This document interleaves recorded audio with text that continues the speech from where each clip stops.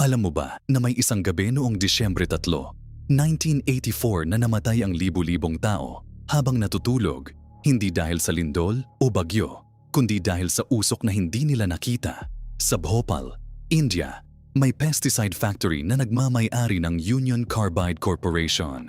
Upang makatipid sa gastos, hindi nila pinagawa ang mga safety equipment na dapat nandoon. Walang backup systems, walang proper training sa mga workers. Bandang hating gabi, tumuulo ang 42 tons ng toxic gas mula sa storage tank.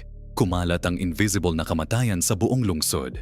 Mga pamilyang natutulog ay hindi na nagising pa. Mga bata na naglalaro kahapon, patay na sa umaga. Si Champa Devi, isa sa mga survivor, nagsabi na paggising niya, lahat ng kapitbahay niya ay nakahiga na sa kalye. 25,000 ang namatay sa loob ng ilang araw.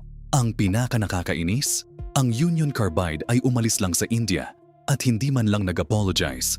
Hanggang ngayon, ang mga survivors ay may sakit pa rin dahil sa poison na yon, pero walang justice na natanggap. Ito ang Bhopal disaster, ang pinakamalaking industrial accident sa kasaysayan.